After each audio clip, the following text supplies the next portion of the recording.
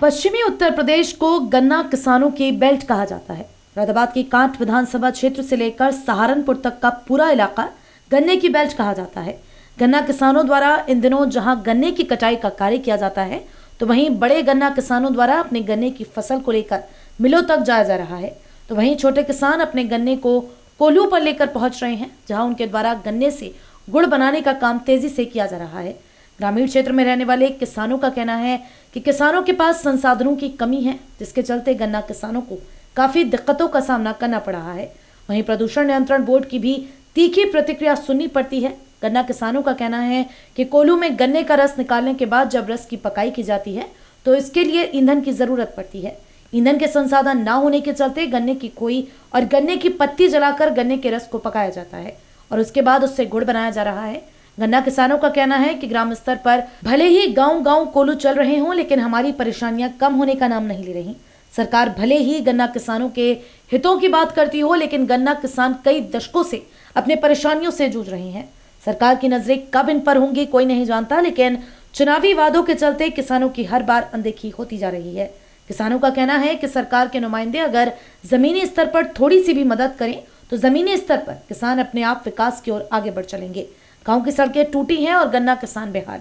संसाधनों की कमी के चलते गन्ना किसान अपनी समस्याओं से लगातार जूझ रहे हैं। मिलों तक जाने के लिए उनके पास सवारियों की कमी है। ट्रैक्टर ट्रॉलियों से जब गांव से निकलते हैं तो उनके सामने तमाम समस्याएं आती हैं, जिसके बाद गन्ना किसान अपने गन्ने को गाँव के कोल्हू पर ही मिठाई के रूप में इस्तेमाल कर रहे हैं और फिर गुड़ की बिक्री बाजारों में करने का काम कर रहे हैं।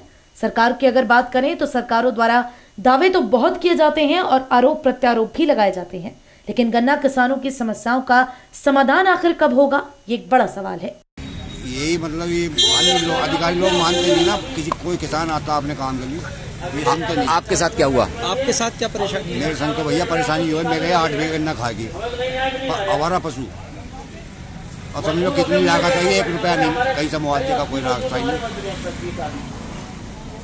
गन्ने की फसल खा गया? हाँ, 8 बीघा। किस जगह पर? हाजी नंगला। ठीक, दिलारी। ठीक। पुराना दे दिया इन्होंने किसानों को, जो पुराना खाद था वो नए रेटों में दे दिया। धोखेबाजी हुई। हम अल्टीमेटम चेकिंग नहीं होता कतई भी, दुकानों का चेकिंग नहीं होता। दुकानें 2-2 हज़ार रुपए में उनसे लिया जाता है, चाहे जैसी दवाई बेचो चाहे जैसा खाद बेचो। नकली बीज बेचा जा रहा, नकली दवाइयाँ बेची जा रही, लूटा जा रहा है किसान को। हाँ, बिजली के जर्जर तार हैं। गन्ने का मैं ब्याज सहित भुगतान हो हमारा जो पुराना रुका पड़ा। आवारा पशु योगी और मोदी बहुत घूम रहे हैं।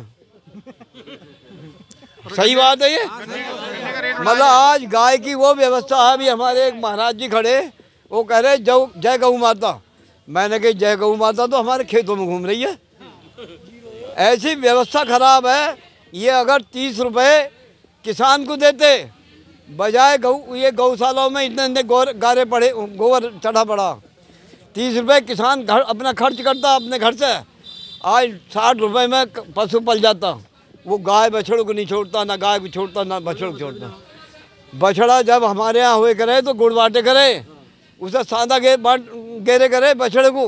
आज जहाँ दूध छोड़ा और खोल दें खेतों में को, और फ्री में जो कुरैशी हैं वो फ्री में खा रहे हैं, मजा आ गया उनका।